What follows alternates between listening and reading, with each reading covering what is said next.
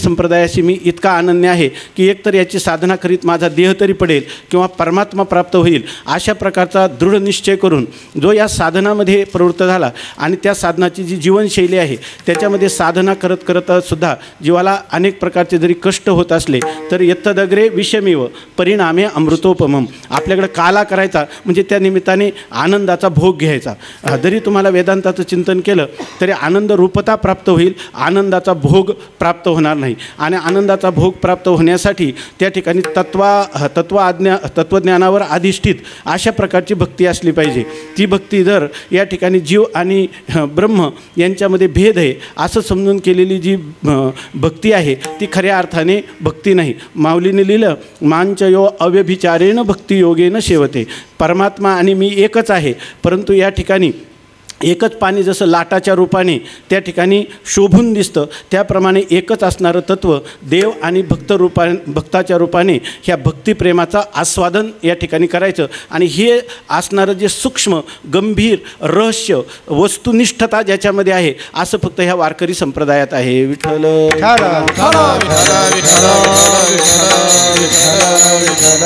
ज्याच्यामध्ये आनंदाच्या भोगासाठी द्वैत आहे, परंतु ते द्वैत कल्पित आहे. आणि ते कल्पित द्वैत जे आहे त्याचं शास्त्रकार वर्णन करतात की भक्त्यर्थम कल्पितम द्वैतम. या ठिकाणी द्वैत सत्य नाही, पण भक्तिप्रेमासाठी कल्पना केलेलं द्वैत आहे. आणि ते इतकं श्रेष्ठ आहे की अद्वैतादपि सुंदरम, त्या अद्वैत तत्त्वज्ञानाच्या पेक्षाही त्या आनंद रूपतेपेक्षाही हा आनंदाचा भोग घेणं म्हणजे जीवनमुक्तीच्या विलक्षण सुखाचं ते अनन्यसाधारण अशा प्रकारचं साधन आहे. म्हणून वारकरी जो आहे तो केवळ जीवनमुक्त नाही, तो केवळ विदेह कैवल्याचा अधिकारी नाही, तर तो या ठिकाणी जीवनमुक्तीच्या विलक्षण सुखासहित जीवनमुक्त आणि विदेहमुक्ती ह्या दोघांचाही आदर्श आहे. विठ्ठल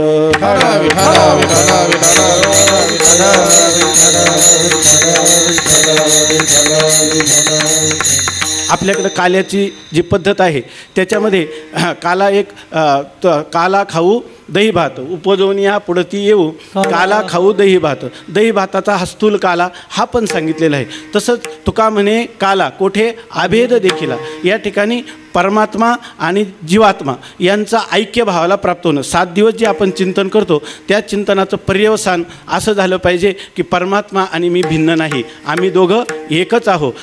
देवभक्तपण तुका म्हणे नाही भिन्न, या ठिकाणी आम्ही आणि परमात्मा याच्यात यत्किंचितही अभेद नाही अशापर्यंत गेली पाहिजे.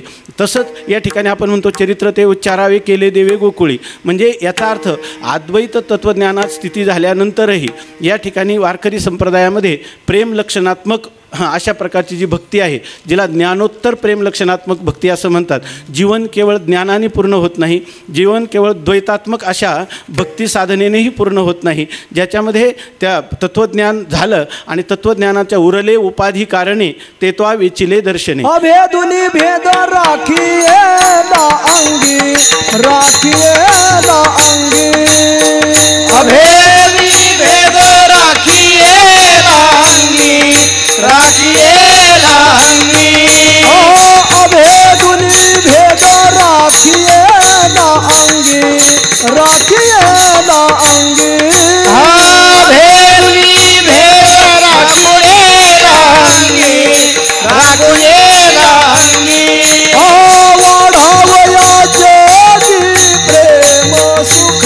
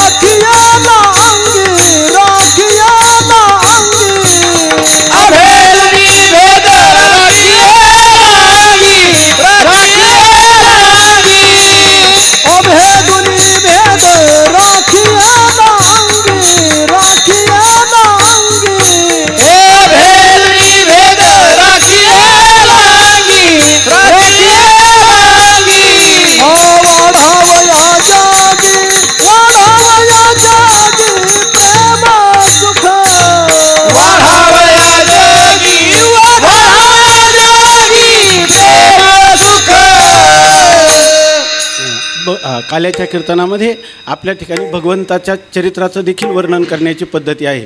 आणि तेही कोणतं चरित्र वर्णन करावं तर भगवंतानी गोकुळामध्ये केलेल्या ज्या लीला आहेत त्या लीलांचं वर्णन करावं. त्या लीलेमध्ये मुख्य लीला आहे चौर्यकर्म. त्या चौर्यकर्माचं सुद्धा वर्णन करावं.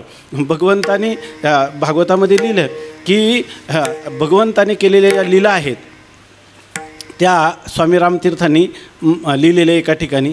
खरं ह्या भगवंताच्या लीला आणि भागवताला एवढं अनन्यसाधारण महत्त्व का प्राप्त झालं? बरं, भागवताचा एकादश स्कंद मुक्तिस्कंद नाही का, त्याचं चिंतन थोडक्यात करतात. तो येईपर्यंत वेळच राहत नाही. 7 दिवसात चिंतन करायचं म्हटलं का तो येईपर्यंत वेळच राहत नाही. दशम स्कंदाचंच बरं, हे काय आजचं आहे असं नाही, परंपरेने दशम स्कंदाचं वर्णन करतात आणि नंतर एकादश स्कंद सुरू होतो. माऊलींनी काल सांगितलं दशम स्कंदामुळे भगवंताच्या ज्या काही लीला आहेत त्याच्यामुळं मनुष्याचं अंतःकरण जे आहे तर ते अंतःकरण पवित्र होतं, शुद्ध होतं, स्थिर होतं आणि त्याची बुद्धीसुद्धा शुद्ध होते, स्थिर होते आणि त्याचा अहंकार आहे ना तो बोटचेपा होत जातो आणि त्याचं चित्त जे आहे ते चिंतन करण्याला नवनीतासारखं मृदू होतं भगवत चरित्राचं श्रवण करण्याने आणि मग त्याच्यामध्ये तत्त्वज्ञानाचा ठसा उमटतो. विठ्ठल विठ्ठल विठ्ठल विठ्ठल. स्वामी रामतीर्थ म्हणतात की खरं कारण आहे भगवंताला मर्यादा पुरुषोत्तम रामाने यत्किंचित देखील मर्यादा उल्लंघन केली नाही आणि भगवान परमात्म्याने आपलं असणारं जे स्वतःसिद्धत्व किंवा सर्वतंत्र स्वतंत्रत्व ते जगाला दाखवण्यासाठी कोणत्याच मर्यादेचं पालन केलं नाही. बरं, त्या असे लोक आहेत की त्या भगवंताच्या या ठिकाणी जार कर्म किंवा चौर्यकर्म याचं वर्णन करतात आणि म्हणतात की याने अंतःकरणाची शुद्धी होते. तर त्यांनी सांगितलं की भगवंताच्या ज्या कथा आहेत तर या तुम्हाला कोणतं वेदांत घ्या, न्यायशास्त्र घ्या, व्याकरण घ्या, काही घेतलं का तुम्ही म्हणता अधिकाराशिवाय फल नाही, अधिकारी आणि फल यांचा संबंध आहे असं सांगतात. परंतु जगामध्ये अशा प्रकारची नाव भागवत रूपाने भगवान श्रीकृष्ण परमात्म्याने निर्माण केली किंवा व्यासाचार्यांनी निर्माण केली का ह्या नावेमध्ये कोणी बसा, या नावेमध्ये कोणी म्हणजे पामर विषयी इतकंच नाही, म्लेंच खसादया परदेशातले लोक असू द्या किंवा म्लेंच लोक असू द्या ते सुद्धा जर भागवत श्रवण करतील तर त्या भागवताच्या श्रवणाने त्या परीक्षितीला जे फल प्राप्त झालं, मरण माझे मरोणी गेले मज केले अमर ठाव पुसिले बूढ पुसिले ओस ओसले देहभाव, हे फल प्राप्त कळणार नाही. कारण त्याचं एक असं सांगतात ते की भगवंताच्या जर एखाद्या माणसाचं या जन्मात किंवा पूर्वजन्मात चोरीचं कर्म घडलं असेल किंवा त्याच्याकडून व्यभिचार कर्म घडला असेल आणि त्यांनी जर भगवंताचा जार कर्म करणाऱ्या चरित्राचा किंवा चौर्य कर्म करणाऱ्या चरित्राचा जर उच्चार केला तर त्याने त्याची वाणी तर पवित्र होते परंतु त्याला सर्व प्रकारचे प्रायश्चित्त होऊन जातात, त्याचा अंतःकरण शुद्ध होतं. पवित्र होईन चरित्राच्या उच्चारे, पवित्र होईन चरित्राचा उच्चारे, पवित्र होईन चरित्राच्या उच्चारे, पवित्र होईन चरित्राचा उच्चारे.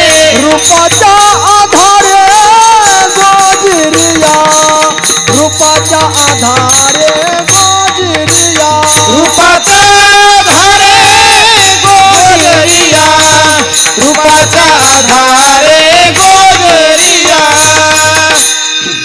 असं आहे की या ठिकाणी श्लोक आठवला तर सांगा.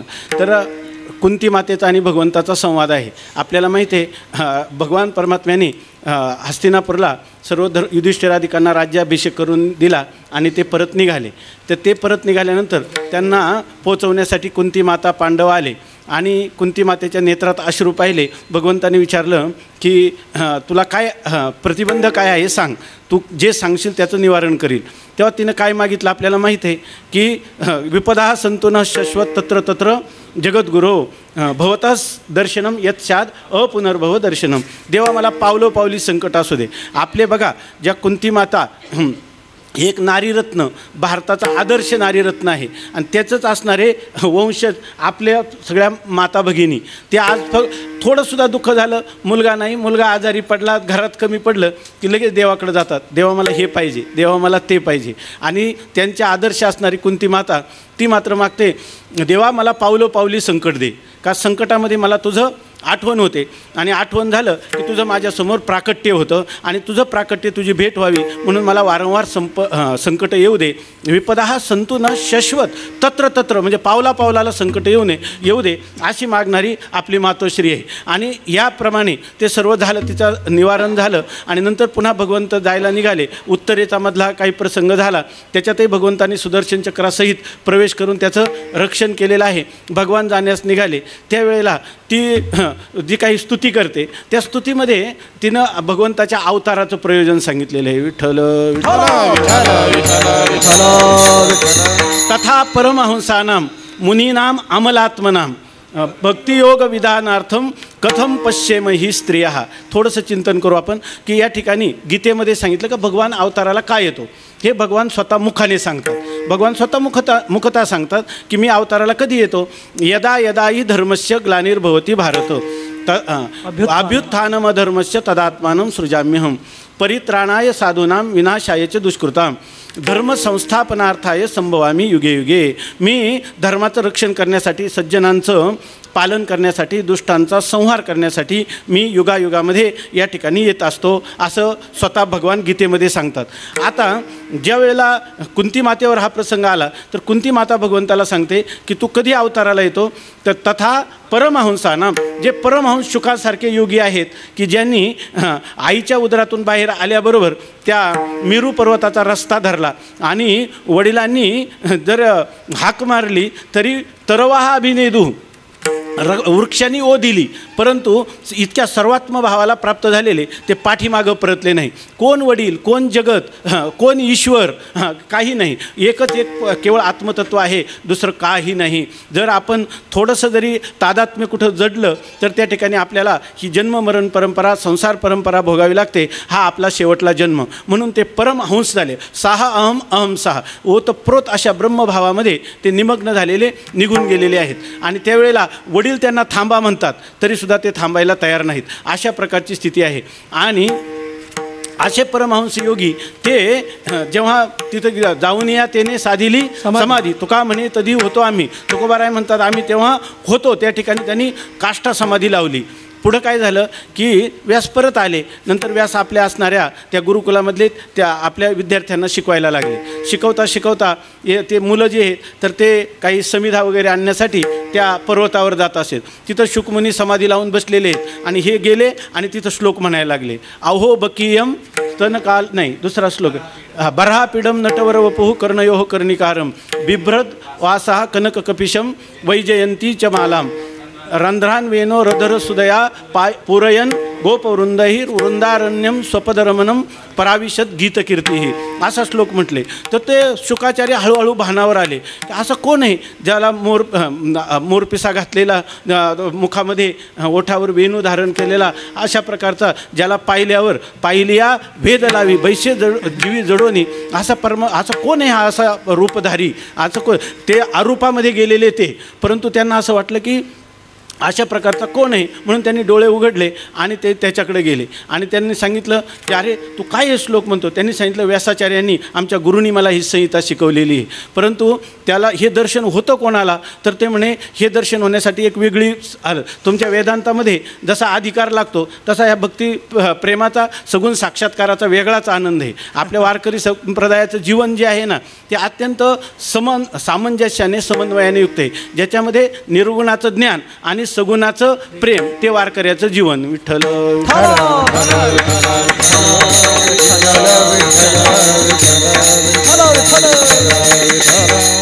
त्या शुकाचार्यांना वेध लागला की मला ह्या अशा प्रकारचं दर्शन होईल का. मग त्याला सांगितलं तुला होणार नाही. दुसऱ्या दिवशी तो विद्यार्थी आला. पुन्हा फिरता फिरता समिधा गोळा करताना तो भागवताच्या संहितेचा पाठ करत होता आणि त्याच्यामध्ये तो म्हणत होता अहो बकीयम स्तनकालकुटम जिघांसया पाय यदप्य साध्वी लेभे गती धातृच्युताम ततोंब कमवा दयालुम शरणम रजेम. तो म्हणतो की जी पुतना, ज्या आईनं आपलं संरक्षण केलं, स्तनपान करवलं, तिला जी गती दिली तीच ती पुतना राक्षसी विष घेऊन विषाचेनी स्तनपाने मारू आली, तिला सुद्धा तीच गती दिली. असा माझ्या परमात्म्या वाचून दयाळू कोण आहे. अशा श्लोक जेव्हा ऐकला तेव्हा त्यांचा जीवात जीव आला. अरे मग मला पण तो परमात्मा भेटू शकेल. हा म्हणे भेटू शकेल, परंतु असा भेटू शकणार नाही. तुला आमच्या आश्रमात यावं लागेल, तिथे आश्रमातली कामं करावी लागतील. ज्या वडिलांनी पुत्र म्हणून त्याचा स्वीकार केला तरी शुकाचार्यांनी मागं पाहिले नाही. आणि ते ह्या भागवत प्रेमाचा आनंद, भक्तिप्रेमाचा आनंद शिकण्यासाठी सगुण साक्षात्काराचं साधन आपल्याला मिळावं योग्य म्हणून पुन्हा त्याच्या मागं त्या ठिकाणी गेले. आणि मग ही भागवत संहिता जी आहे ती व्यासाचार्यांकडून ऐकली. आणि अशा प्रकारचा जो काही भक्तिप्रेम सुख, ज्ञानोत्तर प्रेम लक्षणात्मक भक्ती, तिचा त्यांनी आनंद मिळवलेला आहे. विठ्ठल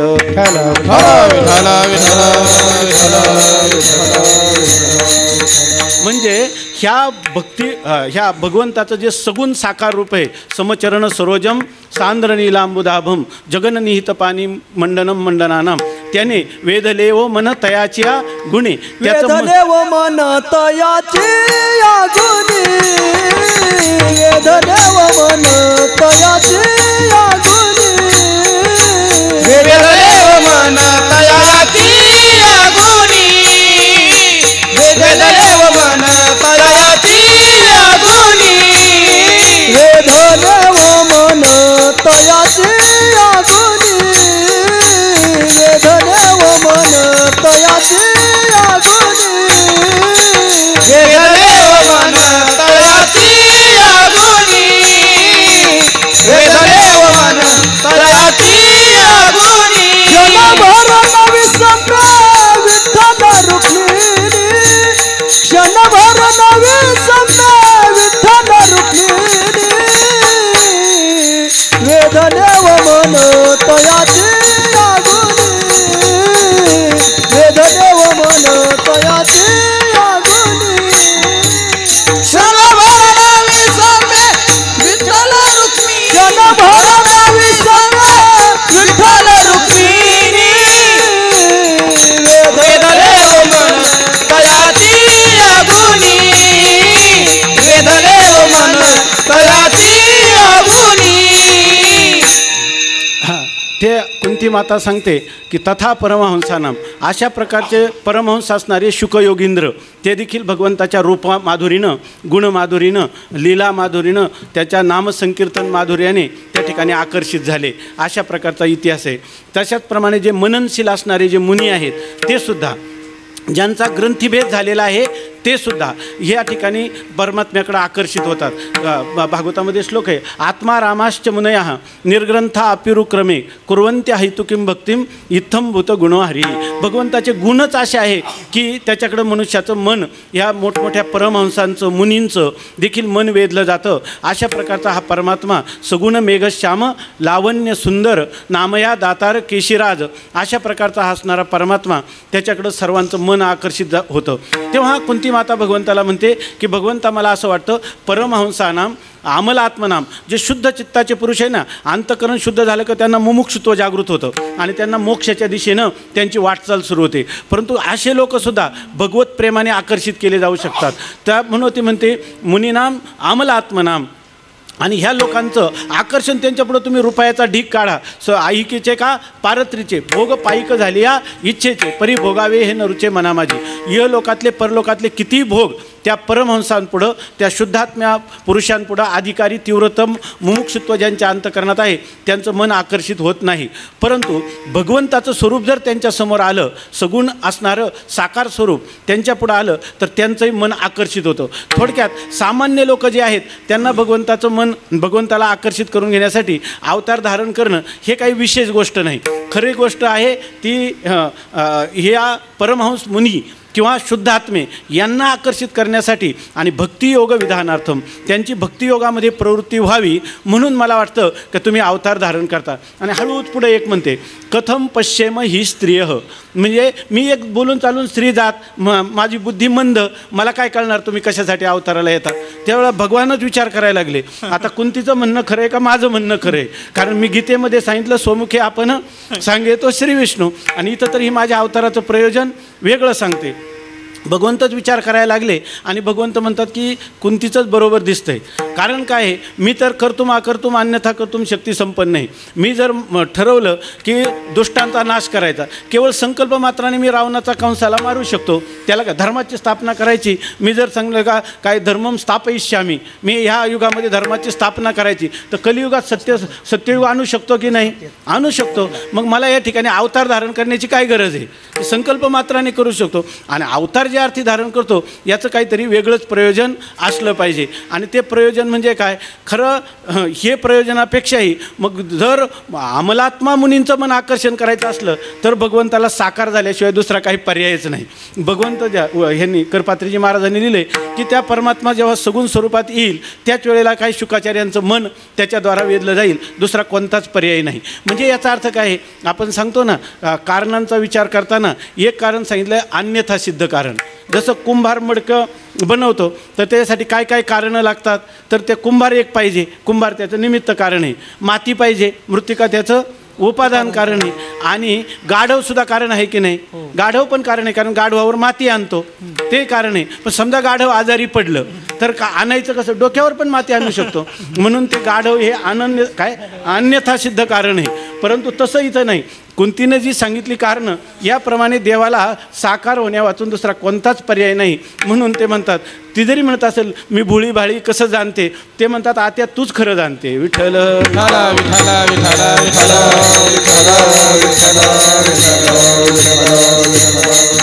अशा रीतीनं या ठिकाणी अशा प्रकारचा जो भागवत आहे त्या भागवताचं अत्यंत रहस्यमय अशा प्रकारचं तात्पर्य आहे.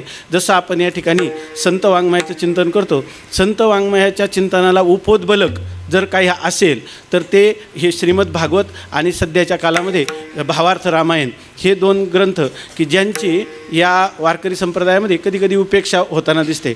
परवाच आम्हाला एक जण म्हटलं की आता काय झालं आहे, वारकरी तत्त्वज्ञान मागं पडलं आहे आणि सगळे लोक रामायण आणि भागवत करायला लागले. रामायण आणि भागवत भक्तिप्रेमाचं भागवत आहे त्या ठिकाणी, आणि आचारसंहिता शिकवण्यासाठी रामायण आहे. नाथ महाराजांनी एवढं मोठं वाङ्मय करून ठेवलं, पण आपण त्याच्याकडं मराठवाड्यात थोडंसं त्याचं चालू आहे. तर मराठवाड्यात आजही जिती जागती मर्यादेची संस्कृती आहे. याचं कारण जर काय असेल, गावोगाव तिथं भावार्थ रामायणाची पारायणं चालू आहेत, म्हणजे वर्षानुवर्ष चालू आहेत. त्याच्या रामाच्या वनवासाबरोबर लोक वनवासाला जातात, 14 दिवस एक प्रकारची तपश्चर्या होते. ह्या सगळ्या गोष्टी ह्या पूर्वीच्या लोकांनी फार विचारपूर्वक आपल्या समाजामध्ये रूढ केलेल्या आहेत. तेव्हा जर तुम्हाला आचरणाची मर्यादा काढून टाकायची झाली तर रामायण काढून टाका, आणि जर तुम्हाला भगवत प्रेमाची मर्यादा काढून टाकायची झाली तर भागवत काढून टाका. खाली काय राहील? मोठा भोपळा. विठ्ठल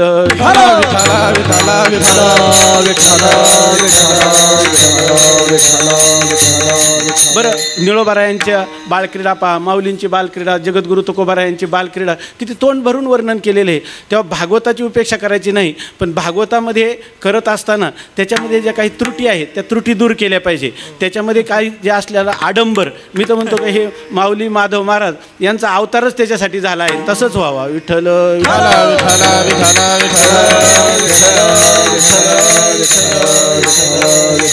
अच्छा, आता इथं झालं किती साध्या पद्धतीनं झालं की त्याच्यामध्ये काही नाही. सगळे लोक फक्त आपल्या चिंतनाच्या आनंदात रमले, कोणाला टेन्शन नाही त्याच्यामध्ये, कोणाला ताणाव नाही की हा मंडप केवढा करायचा, त्याला काय जे अगोदर येईल ते बसल, नाही ते बाहेर ऐकल. विठ्ठल ज्ञान सत्र चालूच आहे. अन्न सत्राला म्हणायचं काय, बसता येतील तेवढे बसा, जायचे त्यांची व्यवस्था घरी जा. विठ्ठल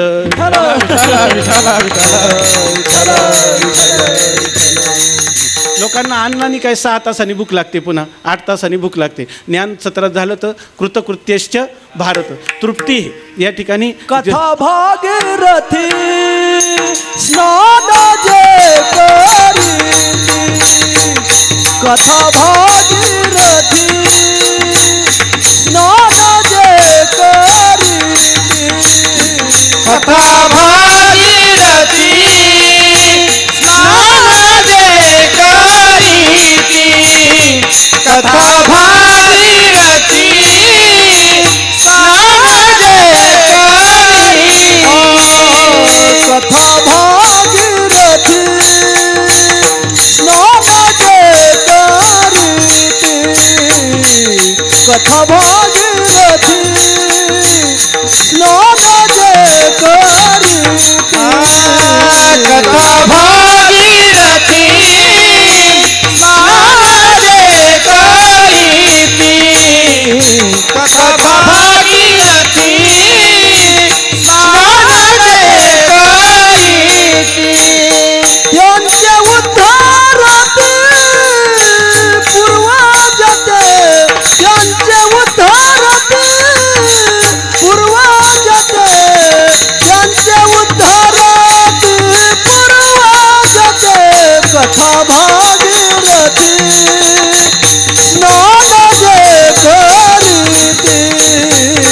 कथा भागीरथी स्नान जे करीती गंगे उतरती पूर्वाते गंगे उतरती पूर्वाते गंगे उतरती पूर्वाते कथा भागीरथी नारे करीती कथा भागीरथी नारे करीती.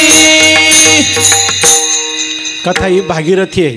कथा ऐकणं म्हणजे भागीरथीच म्हणजे ज्ञान भागीरथीमध्ये ज्ञानगंगेमध्ये सुस्नात होणं आहे आणि अशा प्रकारचं अनुष्ठान आपल्याला घडत आहे. असो या ठिकाणी आपण जरी आपल्याला काल्याचं कीर्तन करीत नसलं तरी अभंग तर घेतलेला आहे. साधारणपणे थोडंसं चिंतन केलंच पाहिजे. विठ्ठल विठ्ठल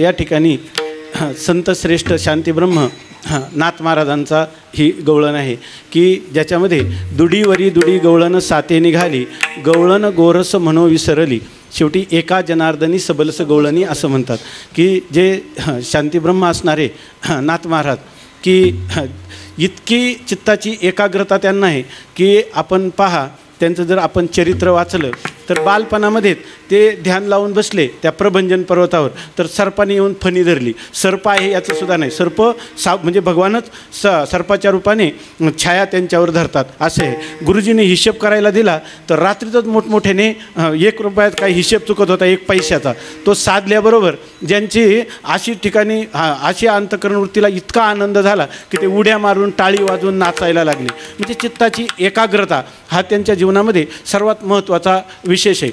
रामायण लिहिता लिहिता जेव्हा हनुमंतरायाने उडी मारली तर शेजाऱ्याच्या अंगणात जाऊन पडले. म्हणजे अशा त्यांचं नावसुद्धा एकनाथ आहे. ते स्वतः नाव एकनाथ आहे. त्यांचे गुरुही त्या गुरूंशी किती अनन्य आहे ते सुद्धा त्यांचा एकच नाथ आहे. त्यांचं इष्टदैवतसुद्धा बालमूर्ती पांडुरंग ते एकच दैवत आहे. तुम्ही काय दास जीव घालानं अशा प्रकारच्या नाथ महाराजांनी तुमच्या आमच्यासाठी ह्या जीवनामध्ये कसं आपण ह्या अध्यात्म साधनेचं भक्ती सिद्धांताचं कसं अनुसरण करावं आणि त्याला उदाहरण गोपींचं घेतलेलं आहे. आणि नाथ महाराजांसारखे असणारे की ज्यांनी जलसमाधी घेतलेली आहे ज्यांनी या महाराष्ट्राच्या मराठी मायबोलीमध्ये इतकं वाङ्मय निर्माण केलेलं आहे की जर कोणताही मराठी मनुष्य जीवनामध्ये कुठलीही साधना न करता केवळ नाथ महाराजांचं वाङ्मय वाचेल तर त्याचं जीवन परिपूर्ण होईल.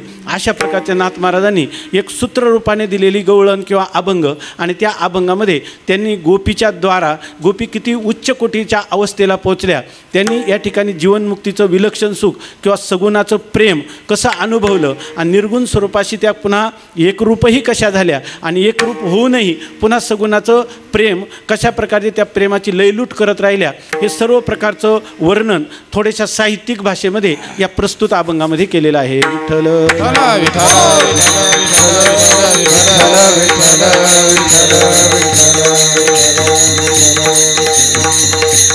नाथ महाराजांसारखे अलौकिक साधू आपल्या ह्या महाराष्ट्र विश्वामध्ये निर्माण झाले ह्या प्रांतामध्ये निर्माण झाले.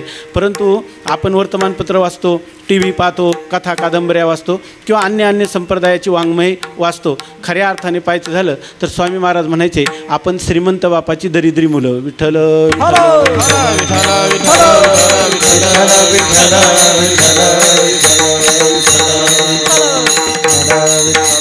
जर आपण आपल्या मनी मानसी दृढ धारणा केली की नाथ महाराज मला ह्या अभंगाच्या द्वारा काही सांगतायत आम्हाला काही आदर्श गोपींचा सांगतायत आणि अशाच प्रकारचं जर माझं जीवन बनलं तर या ठिकाणी ह्या अभंगातलं ज्या ज्या काही गोष्टी आहेत या सगळ्याच्या सगळ्या गोष्टी आपल्या जीवनात तंतोतंत अनुभवाला याव्यात अशा प्रकारची मांडणी या अभंगामध्ये केलेली आहे. दुसऱ्या रीतीनं पाहिलं तर आताच माऊली म्हटले की हे एक अभंग घ्या आणि कोणता अभंग सांगितलं येथील जे एक घडी तये जोडी पार नाही किती त्यांचा सासुरवास कैसा रस हात येथे अवघे दिवस गेले कामा नाही जन्मा खंडन तुका म्हणे रतल्या जणी सोडा जणी कानोबा असा अभंग सांगितला होता. परंतु त्या ठिकाणी आपला हा घेतला गरिबी हटाव. विठ्ठल विठ्ठल विठ्ठल विठ्ठल विठ्ठल विठ्ठल कशासाठी तर या ठिकाणी आपण 7 दिवस ह्या ज्या कथेचा आनंद घेतला आणि आता आपण आपापल्या घरी जात आहोत. स्वामी महाराज सांगायचे आता 7 दिवस आता कोणाला विचारा. आमचे एक या ठिकाणी आलेले आहेत एकदम चांगले साधक. त्यांच्या मुलाचा काल फोन आला. त्या मुलाचा फोन आला की आमचे वडील आहेत का आळंदीला आहेत, कसे आहेत, सुखरूप आहेत. म्हटलं मग त्यांना फोन नाही केला. ते म्हणे त्यांनी फोनच ऑफ करून ठेवलेला आहे. 7 दिवस त्यांना आम्ही म्हटलं आमच्या खोलीवर येऊन राहा किंवा तिथं जवळ तुमची व्यवस्था करू. ते म्हणे माझा अनुष्ठान आहे, मी ही जागा सोडणार नाही. त्यांनी सकाळी सांगितलं ही पिशवी आहे माझी, मी 7 दिवस ही सोडली नाही. आता त्यांना आज घरी जावं लागणार, काला झाला की घरी जावं लागणार. अशा वेळेला काय ते म्हणणार येथील जे एक घडी आहे की नाही तर हे जोडी पार नाही. आता आम्हाला काही इथं जो आनंद भोगला आम्ही निर्भेळ अशा प्रकारचा आनंद ज्याला कोणत्याही प्रकारचा आलंबन नाही भगवत चरित्राशिवाय, तर अशा प्रकारचा आनंद नाही. म्हणून ते म्हणतात की आता याचं काय करायचं. तर ते म्हणतात काय पुढचं चरण काय किती त्यांचा सासुरवास. घरी गेल्यावर त्या लोकांचा किती सासुरवास आहे ऐके नाही. कैसा रस हात येते, हा रस तिथं नाही ऐके नाही, हा रस तिथं येणार नाही. तिसरं चरण अवघे दिवस गेले कामा. आत्तापर्यंत आम्हाला वाटत होतं त्याच्यातच राहावं, पण आता वाटतं की आमचे सगळेचे सगळे दिवस त्या शब्दस्पर्शादी कामनामुळं फुग गेले किंवा कामात गेले काही म्हणा ऐके नाही. नाही जन्माखंडनं आम्हाला पुनरपी जननम चालूच आहे. मग तुकाराम महाराज सांगतात की असं करा की आता एकच करा. तुम्हाला हा आनंद कशामुळे मिळाला. कान्होबाच्या कथा ऐकल्या, कन्हैयाच्या कथा ऐकल्या ना, तर आता तुम्ही काय कराल घरी जाल आणि घरी जाल आणि कान्होबाला इथंच ठेवून द्याल. स्वामी महाराज सांगायचे तुम्हाला इथं आल्यावर आनंद का वाटतो, घर सोडल्यावर आनंद का वाटतो. तुम्ही म्हणता घराची आठवण पण झाली नाही. याचा अर्थ तुमच्यावर देवाची कृपा आहे, तुम्ही घरी सोडलं आणि म्हणून तुमची घर थांबली आणि या ठिकाणी आनंद अनुभूती आली. आता तुम्ही जर म्हणाल की आता इथून जायचं तर जाताना आम्ही काय करू, माऊलीला इथंच सोडू आणि घरी जाऊ, तर तुमची घर पुन्हा सुरू होईल. विठ्ठल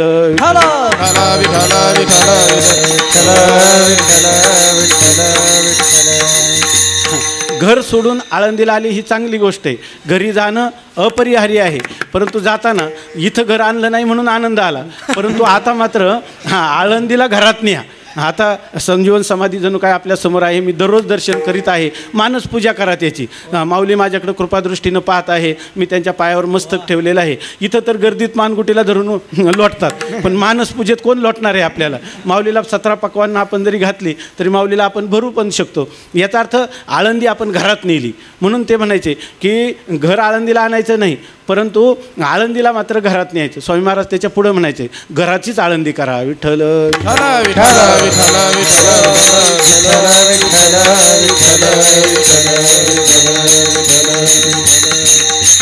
त्यामुळं आता आपल्या प्रत्येकाची मनस्थिती वेगळी झालेली आहे. आता आपण घरी जाणार, घरी गेल्यावर हा आनंद तिथं येणार नाही. कारण आपल्याला काय अवघे दिवस गेले कामा. आतापर्यंत कामात गेले, 7 दिवस बरे होते, आता पुन्हा आम्ही त्याच कामात जाणार आणि आम्हाला वेळ कुठं राहतो. मरायला सुद्धा फुरसत नाही. लोक म्हणतात, जाणून म्हणतात एवढं बरं आहे, आहे की नाही. कारण जेव्हा मरणाचा क्षण येतो तेव्हा जावंच लागतं, हे त्यांनाही माहीत असतं, तरी पण म्हणतात. कारण का म्हणतात, ते त्या आपल्या मनाची वंचना करत असतात, त्यांना हे करायचं नाही म्हणून म्हणतात मरायला वेळ नाही. विठ्ठल विठ्ठल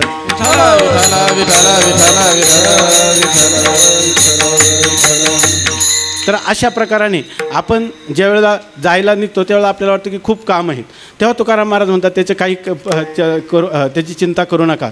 या ठिकाणी कितीही तुम्हाला कामं असली, कितीही तुम्हाला व्याप असला, तर त्या गवळणींचं पानं भगवंताच्या ठिकाणी इतक्या वेधलेले आहेत की भरीला उलंडुनी रिता करी घट अशी स्थिती आहे. त्या ठिकाणी दंत धावनाचा मुखा माझी हात अशा प्रकारची त्यांची स्थिती आहे. आणि तरीसुद्धा कोणी सासूरवासनी आहेत, कोणाला मुलाची जबाबदारी आहे, कोणाला पतीची सेवा आहे. आणि या सगळ्या करून तुका म्हणे तर धन्य बाया आयशानारी घरी दारी नांदती चोरून या येती चोरून या तुझपाशी येती त्याशी न कळता दोही ठाई समाधान समकठीण बहुतांशी. दोन्ही ठिकाणी समाधान राखणं व्यवहारातले व्यवहारात आणि आपलं गुरु किंवा आपले इष्टदैवत याची भक्ती करणं ह्या 2 गोष्टी अवघडच आहे. परंतु जरी असलं तरी साधणारा एक आदर्श आपल्यापुढं आहे आणि तो आहे ह्या गोपींचा. म्हणून तुकोबाराय या ठिकाणी आपलं नाथ महाराज या ठिकाणी सांगतात तुम्ही काही चिंता करू नका. तर देवाला काय, हे शरीर देवाला लागत नाही. शरीर कुठं लागतं, तुमच्या संसारातल्या कामाला लागतं. या ठिकाणी ते प्रकृती कार्य आहे ते त्या ठिकाणी लागतं. परंतु मन जे नावाचं तत्व आहे ते मन फक्त परमात्म्याला लागतं. स्वामी महाराज म्हणायचे परमात्मा हा वित्त चोर नाही, परमात्मा हा चित्त चोर आहे. चित्त वेधी येले नंदाच्या नंदने तुका म्हणे येणे गरुड ध्वजे. तेव्हा शरीर संसारात असू द्या आणि मन परमात्म्याला द्या, परमात्म्याच्या चिंतनाला द्या, त्याला दुसरं काही लागत नाही. याच्यासाठी सांगतात नाथ महाराज की अहो ते एक गवळणीचं रूपक करून सांगतात. एक गवळण आहे आणि ती गवळण किती कामात आहे तर आपल्याला पण माहीत आहे. मेवाड, राजस्थान तिकडं पाण्याचा फार दुष्काळ आहे आणि ते पाणी दुरून आणावं लागतं. तेव्हा त्या ज्या भगिनी पाण्यासाठी जातात तर त्या जाताना एवढंसं पात्र नेऊन चालत नाही. एकावर एक दुडी म्हणतात, एकावर एक ठेवणं दुडी. परंतु नाथ महाराज म्हणतात दुडी म्हणजे 2च घागरी घेऊन जात नाही, दुडीवरी दुडी. म्हणजे एकावर एक दुडी, त्याच्यावर दुसरी दुडी म्हणजे 4 घागरी आपल्या मस्तकावर ठेवतात. कधी असं असतं की त्यांच्या काखेमध्ये लहान मूल पण असू शकतं. दुडीवरी दुडी चाले मोकळी गुजरी. आणि याच्याशिवाय तिच्या असणाऱ्या सख्या त्यांच्याबरोबर गप्पा गोष्टी चालू असतात. आणि एवढं असतानाही एक योजन ते पाणी आणावं लागतं, तरीसुद्धा तिचं पाणी कधी डळमळत नाही. त्या ठिकाणी तो घट कधी पालथा होत नाही, उलंडत नाही. अशा प्रकारची स्थिती आहे. कारण ती तितकी दक्ष राहून करत असते. तिचं जरी बोलत असले तरी लक्ष तेथे, तिचं सगळं लक्ष त्या ठिकाणी असतं. हेच अभंगाच्या प्रथम चरणात. दुडीवर दुडी गवळणी साते निघाल्या, दुडीवर दुडी गवळणी साते निघाली, दुडीवर दुडी गवळणी साते निघाली, दुडीवर दुडी गवळणी साते निघाली, दुडीवर दुडी गवळणी साते निघाली, दुडीवर दुडी गवळणी साते निघाली, हा दुडीवर दुडी गवळणी साते निघाली, दुडीवर दुडी गवळणी साते निघाली, गवळण गोरस म्हणून विसराली, गवळण गोरस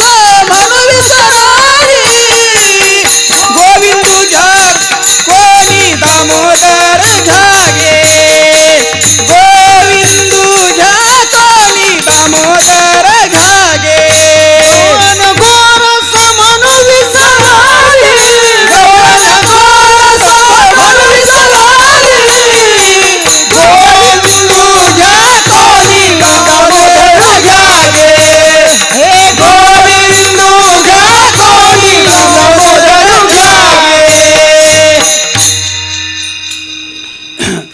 नाथ महाराज सांगतात की एक गोपी आहे आणि ती गोपी तिला काम लागलेलं आहे पाणी आणण्याचं आणि पाणी आणण्यासाठी ती निघालेली. तर पाणी आणण्यासाठी निघालेली तर अगोदरचं उदाहरण झालं. ही जी गोपी आहे तर तिला काम सांगितलं की या ठिकाणी तुझं सर्व घरकाम आटोपल्यानंतर आता तू ह्या सर्व घागरी एकावर एक दुधा दह्याच्या घेऊन या ठिकाणी मथुरेला विकण्यासाठी जा, असं गोकुळामध्ये तिला तिच्या सासू सासरे किंवा पती दीर कोणाकडून आज्ञा करण्यात आली. आणि त्यामुळं ती साते निघाली म्हणजे बाजाराला निघाली. माऊलीचा अभंग आहे ना, ये साते आलिया ओळंगा शारंग धरू. ह्या बाजारात आलो आपण सगळे, ह्या बाजाराला प्राप्त झालो. बाजार कशासाठी असतो?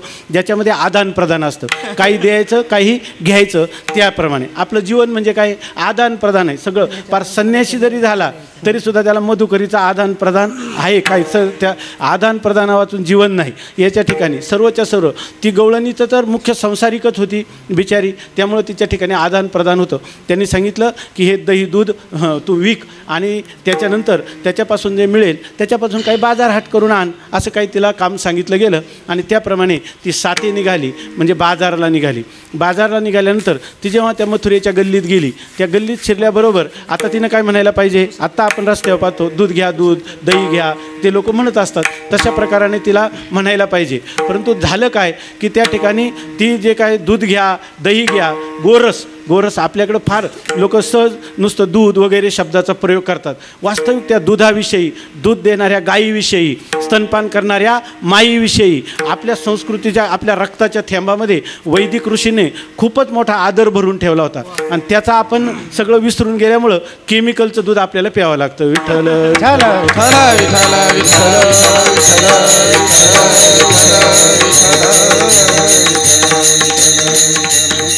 असं आहे की या ठिकाणी ज्या वेळेला गोमातेचा आणि मातेचा अनादर व्हायला लागतो त्यावेळेला संस्कृती ऱ्हासाला लागते.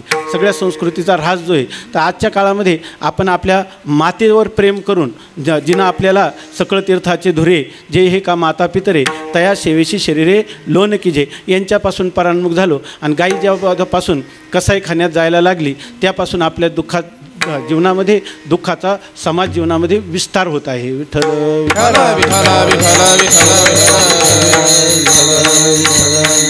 या ठिकाणी शब्द प्रयोग केलेला आहे. गोरस याच्या ठिकाणी आनंद देणारं गाईचं अशा प्रकारचं असणारं जे दुग्ध, त्याच्यापासून बनवलेलं तूप, नवनीत, त्याच्यापासून बनवलेलं दही हे घ्या असं लोकांना सांगावं. म्हणून त्यावेळात लोक आता बघा, जरी तुम्ही दूध घेऊन हिंडले, घरात दूध असतं तरी लोक पित नाही. त्याच्यापेक्षा दुसरं काय काय ते नवीन नवीन नाव आहे, त्याच्या काय खारी बिस्किट काय जे काय असेल त्याच्याकडं मुलांचा ओढा आहे, दुधाकडं कोणाचा ओढा नाही. कारण का त्यातलं जे शब्दशक्ती गोरस म्हणण्याची, आपलं मन आपलं शरीर हे आनंददायी पुष्ट आल्हादित करणारं अशा प्रकारचं ते दूध आहे.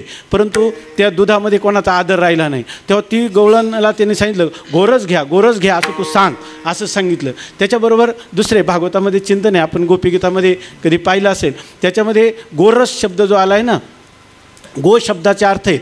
याच्यामध्ये गो शब्दाचे 4 अर्थ सांगतात. गो शब्दाचा एक अर्थ आहे ब्रह्म, एक आहे वेद, एक आहे इंद्रिय आणि एक आहे वाणी, असे 4 अर्थ आहे गो शब्दाचे या ठिकाणी.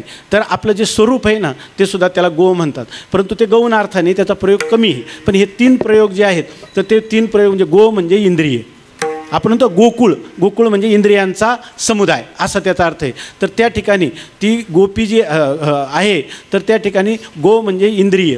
तर ज्या मनुष्याने गोरस, गोरस म्हणजे माणसं जी सामान्य माणसं आहेत ज्यांनी घरातून गोरस विक म्हटले तर अरे इंद्रियांचं ल्यावे ख्यावे प्यावे काय असावे सदैव हिची करी हवं संसारी. तिच्या सासू सासऱ्यांना फक्त शब्दस्पर्शादी विषयांच्या द्वाराच आपल्याला आनंद भोगायचा, त्याचं धनप्राप्तीचं साधन व्यवसाय करायचा आणि आदान प्रदान ह्या बाजारामध्ये करायचं मनुष्य जन्मामध्ये, एवढंच त्यांना माहीत होतं. त्यांनी त्याला सांगितलं गोरस.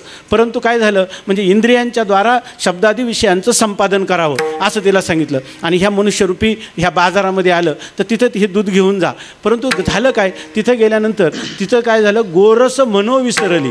कारण तिला काय वाटलं इंद्रियांच्या द्वारा विषय, हे विषय जे आहेत ते अनित्य आहेत या ठिकाणी. त्याच्यामध्ये त्या विषयांच्या ठिकाणी ती दोष दर्शन करू लागली, त्याच्या ठिकाणी पारतंत्र्याचा अनुभव करायला लागली आणि कृष्ण परमात्म्याच्या वेदाने तिच्या अंतकरणाचा आवरणभंग झाला होता. तिला कोणत्याही परमात्मा आणि मी यांचं ऐक्य झालं होतं. त्यामुळं तिला मल नाही, विक्षेप नाही, आवरण नाही, काही राहिलेलं नाही. आणि त्यामुळं तिला इंद्रियांच्या ठिकाणी रस हा बिलकुलच वाटेना. त्यामुळं तिथं गेली आणि गोरस म्हणा म्हणजे इंद्रियांच्या द्वारा विषयांचा आनंद भोगा हे तर ती म्हणण्याचंच विसरली. मग काय आहे ते या ठिकाणी तुम्ही म्हणाल की मग गोरस म्हणल्यावर काय, अरे तुम्ही सगळे काय करा, जी वेदवाणी आहे त्या वेदाने काय सांगितलं, वेद मार्गे मुनी गेले तेनेची पंथे चालिलो. वेद मार्गाने जे मुनी गेले त्याच मार्गाने आपण जायचं असं त्यांना सांगायचं होतं. पण ते सुद्धा गोरस म्हणून विसरली. कारण काय, त्या वेदामध्ये कर्मकांडाचा भाग आहे आणि त्या कर्मकांडाने काय होऊन काय म्हणते संसारी जन्मी जे यज्ञाधिक कर्म तुझे स्वर्ग सुख भोगीजे मनोहर. अरे आमची स्थिती अशी झाली, आई किचे का पारत्रीचे भोग पाईक झाली या इच्छेचे परी भोगावे हे न रुचे मना माझी. म्हणून त्या ठिकाणी ते गोरसही म्हणायला ती विसरलेली आहे या ठिकाणी. इंद्रिय नको आणि वेदाची जी मर्यादा आहे शेवटली किती आहे, तत्वमसी महावाक्याने मी ब्रह्म आहे अशा प्रकारचा दृढनिश्चय जीवनमुक्ती ती तर मला प्राप्तच आहे. त्यामुळे तिचंही तिनं विशेष विधान या ठिकाणी केलं नाही. तिसरा अर्थ काय आहे, वाणी. वाणी तर ती जेव्हा निघाली तर ती निघाल्यानंतर वाणीच्या द्वारा काहीतरी करायला पाहिजे. परंतु ते म्हणतात वाणीच्या द्वारा परमात्मा हा मनोवाचातीत तुझे हे स्वरूप मनोनी माप भक्ती केले. मनाच्या आणि वाचेच्या अतीत आहे आणि लोकांना ही मौनाची भाषा काय कळणार आहे हे चिंतन करता करता हेही सांगायचं विसरली. म्हणजे ती त्या ठिकाणी वाणीचंही मौन झालं, वेदाचंही त्या ठिकाणी सिद्धांताचं अतिक्रमण करून गेली आणि इंद्रियांच्या विषयाधिकांचंही उल्लंघन करून गेली आणि त्याचं तिला जणू काही विसरच झालेला आहे, विस्मृती झाली. तिच्या ठिकाणी विस्मृती ही सहज होत असते, स्मृती प्रयत्नपूर्वक करावी लागते. म्हणजे इतका तिचा सहज भावापन्ना ती झाली की त्या ठिकाणी ती गवळण गोरस म्हणो विसरली. आणि मग विसरल्यानंतर पण असं आहे की आपल्या जीवनामध्ये आपण म्हणतो ना आत्मनो मोक्षार्थम जगदहितायच, आपलाही मोक्ष झाला पाहिजे, जगताचंही कल्याण झालं पाहिजे. ती म्हणते माझ्या भगवंताचं सुद्धा हेच मनोगत आहे. त्यांनी किती किती कष्ट सहन केले. भगवान श्रीकृष्णाचं चरित्र जर आपण पाहिलं तर तर त्याच्यामध्ये त्यांनी किती कष्ट झेलले, परंतु संपूर्ण जगताच्यासाठी एक नावच निर्माण करून ठेवले. आता आपण चिंतन केलं त्याप्रमाणे. मग ती म्हणते की लोकांना काहीतरी दिलं पाहिजे, आपण आलो तर इथं आत्मनो मोक्षार्थम जगत हितायचं. मग ती त्यांना सांगायला लागली की आता तुम्हाला काय देऊ, तर त्यांना सांगायला लागली घ्या घ्या, माझ्याजवळ भरपूर आहे, पण काय घ्या हे दुसऱ्या चरणात सांग. गोविंदो घ्या गे दामोदरो घ्या गे, गोविंदो घ्या कोणी दामोदरो घ्या गे, गोविंदो घ्या कोणी गोविंदो घ्या कोणी दामोदरो घ्या गे, गोविंदो घ्या कोणी दामोदरो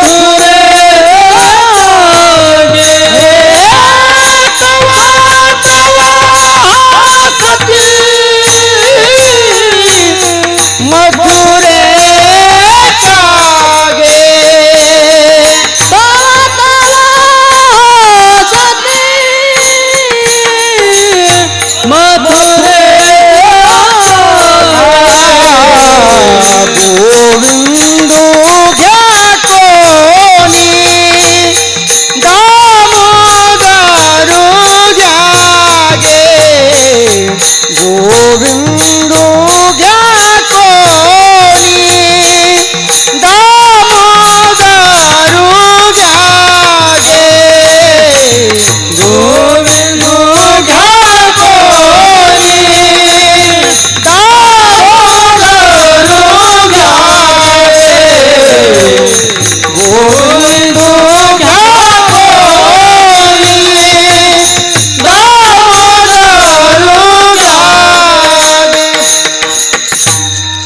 गवळणीची स्थिती अशी आहे, आपण ना दुडीवरी दुडी म्हणजे 4 घट एकावर एक स्थापन केलेले निघालेली आहे.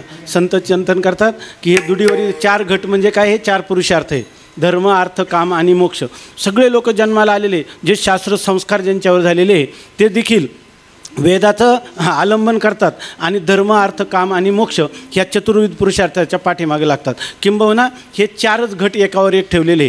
त्याच्यातही काही लोक जे आहेत ते धर्म प्राधान्य देतात, काही लोक हे अर्थाला प्राधान्य देतात, काही कामाला प्राधान्य देतात, काही मोक्षाला प्राधान्य देतात आणि त्या सर्वांचं काही समन्वय करणारे असेही फार विरळे असतात. परंतु या ठिकाणी ही गवळण जी आहे ही मात्र या चतुर्विध पुरुषार्थ, 4था पुरुषार्थ मोक्ष तिला प्राप्तच आहे. धर्माचं फल अंतःकरण शुद्धी झालेलंच आहे. अर्थाविषयी आणि कामाविषयी ती उदासीन आहे, कारण गवळण गोरस मनो विसरली अशा प्रकारची स्थिती. मग तिच्याजवळ जो काही ठेवा आहे, तिचं मन आकर्षित झालेलं आहे ते भगवंताच्या सगुण अशा श्रीकृष्ण परमात्म्याकडं तिचं मन आकर्षित झालेलं आहे. त्यामुळं ती गवळण गोरस मनो विसरली. आता असं झालं की मग ती काय म्हणते, तर ती पुन्हा जाऊन तिथं आपण आता सांगितलं गोरस, गोरस म्हणजे काय, दूधच आहे की नाही. आणि ते इंद्रियांच्या द्वारा प्राप्त होणारं सुख, वेदाच्या विधानाच्या द्वारा विहित कर्माच्या द्वारा प्राप्त होणारं सुख, किंवा श्रवणादी अंतरंग साधनाच्या द्वारा प्राप्त होणारं मोक्षसुख, याच्यापैकी तिला मोक्षसुखही प्राप्तच आहे. तिला भगवंताच्या विषयी कोणत्याही प्रकारचा द्वैतात्मक अशा किंवा भेदात्मक अशी जाणीव राहिलेली नाही आणि सगळ्या लोकांना तीच स्थिती प्राप्त व्हावी असं वाटतं. आणि ही स्थिती जी आहे तर या ठिकाणी कशाने प्राप्त होईल तर ती सांगते की त्या दुडीवर दुडी आहेत आणि म्हणजे ह्या उपाधी आहेत, उपाधीमध्ये उपहित असणारं चैतन्य आहे. ह्या सगळ्या गोष्टी जरी असल्या तरी याचा विचार करायला ती तयार नाही. आता तिच्या दृष्टीनं असं आहे की जगालाही जरी काही द्यायचं झालं तर याच्या अतीत असणारं जे काही भक्तिप्रेमाचं सुख आहे त्याचं वितरण केलं पाहिजे. आणि म्हणून ती त्या ठिकाणी म्हणते की त्या ठिकाणी गोरस घेऊ नका, गोरस घ्या म्हणायला ती विसरली. म्हणजे याचा अर्थ गोरसाची तुम्हाला गरज नाही, इंद्रिय सुखामध्ये तुम्ही रममान होऊ नका. काय त्यांनी उपनिषदामध्ये सांगितलं इंद्रियांचं तेज आहे तर हे सर्व हरण करतं. सर्वेंद्रियानाम जरयंती तेजः, हे विषय सगळ्या इंद्रियांचं तेज त्या ठिकाणी नाहीसं करून टाकतात, त्याच्या नादी लागू नका. मग काय घ्या तर तिनं सांगितलं गोविंदू घ्या, कोणी दामोदर घ्या. पुन्हा शब्द आला गोच, मग पुन्हा इंद्रिय हे, मग ते तर म्हणते ते घ्या तुम्ही. म्हणजे याचा अर्थ काय, याचा अर्थ इंद्रियांच्या द्वारा तुम्ही भगवंताचं आस्वादन करा.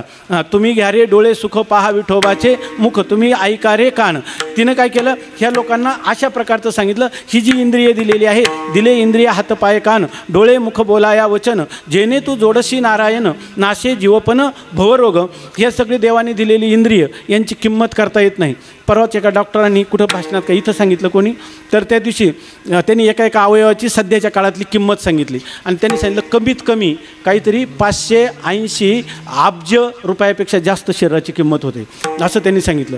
तर त्या अशा प्रकारचं हे शरीर दिलं आहे तर कान भगवंताचे गुणानुवाद ऐका, डोळे भगवंताचं नेत्राने त्या ठिकाणी अवलोकन करा, भगवंताच्या मुखमंडलाचं चरण कमलाचं अवलोकन करा. अशा प्रकारे गोविंद घ्या. किंवा हा गोविंद जर मिळवायचा असला तर तो परमात्मा परोक्ष आहे. अजून तुम्हाला अनोखा साजन अनमिला साजन अनोखा रस्ता, तुम्हाला रस्ताही माहीत नाही आणि ज्या परमात्म्याला भेटायचं त्याचं तुम्हाला दर्शनही झालं नाही. त्याच्यासाठी तुम्हाला वेदवाणीचा आश्रय घेतला पाहिजे. त्या ठिकाणी गोविंद घ्या म्हणजे वेदाचा शास्त्राचा अवलंब करा. नंतर तुम्हाला या ठिकाणी इंद्रियांचा विषय, तिनं इंद्रियाचा निग्रह करा म्हटली नाही, गोविंद घ्या असं म्हणते. मग इंद्रियाचा निग्रह करायला नुसते कष्ट होतात, परंतु जर परमात्म्याचे आपली इंद्रिय परमात्म्याच्या सेवेमध्ये त्या ठिकाणी रममान केली तर आनंदाची अभिव्यक्ती होते आणि विषयाकार वृत्ती देखील होत नाही. म्हणूनही ती म्हणते गोविंद घ्या. तिसरं सांगतात वाणी गोविंद घ्या म्हणजे वाचनासारखं गोविंद गोविंद म्हणा लागली या छंद, मग गोविंद ते काया भेद नाही देवातया. म्हणून तुम्ही गोविंद गोविंद असं पण तिला म्हणते. पहिल्यांदा तिनं स्वतः त्याचं पार करून गेलेले, परंतु इथं अधिकार तैसा करू उपदेश या न्यायाने त्या मथुरेतल्या लोकांना सांगते गोविंद घ्या गोविंद घ्या. कोणी एकी भुलली नारी विकता गोरस घ्या म्हणे हरी, देखला डोळा बैसला मनी तोची वदनी उच्चार. कोणी एकी भुलली नारी विकता गोरस घ्या म्हणे हरी, देखला डोळा बैसला मनी तो जीवनी उतारी. हो कोणी एकी भुलली नारी विकता गोरस घ्या म्हणे हरी, देखला डोळा बैसला मनी तोची वदनी उच्चार. भुलली नारी विकता गोरस घ्या म्हणे हरी, देखला बैसला मनी तो जीवनी उतारो. सगळ्या इंद्रियांच्या द्वारा भगवंताचं रसपान करा असं ती गोविंद घ्या नावाने सांगते. तर काय आहे, कोणीतरी त्या गोपीकडे तक्रार केली, आम्हाला पुष्कळ वाटतंय परंतु काय होतं आहे की कधी कधी आमच्या जीवनामध्ये आम्हाला झोपच येते, आळस येतो, निद्रा येते, कधी आमचं जीवन प्रमादी होतं, असं होतं, त्यामुळं आम्ही काय करू. तेव्हा तिनं सांगितलं बरोबर आहे तुमचं म्हणणं. त्यासाठी पुन्हा ते म्हणते गोविंदही घ्या दामोदरही घ्या. दाम म्हणजे दावं दोरी आणि उदर म्हणजे पोट ज्यांना बांधलेले, म्हणजे काय खावं काय खाऊ नये किती खावं ह्याचा थोडा निर्णय करा म्हणजे तुम्हाला आळस वगैरे येणार नाही. म्हणून ते म्हणते की दामोदरू घ्या घे. कृष्ण परमात्म्याचं 3 वळीनं ते 3 वेढे घेतले आणि तो शेवटचा वेढा मोकळा राहतो. त्याचं वेदांतामध्ये चिंतन केलं त्यांनी. आकार उकार मकार विश्व तेजस प्राज्ञ आणि जे तुरीय आहे ना ते तुरीय त्याच्यामध्ये सांगायचं. तुरीय घ्या तर असा एक अर्थ आहे त्याचा. परंतु इथं भाव असा आहे की ती ज्ञानोत्तर प्रेमलक्षणात्मक भक्तीची आचार्य होऊन त्या ठिकाणी मथुरेला प्राप्त झालेली. म्हणून ती म्हणते दामोदर घ्या. किती खावं?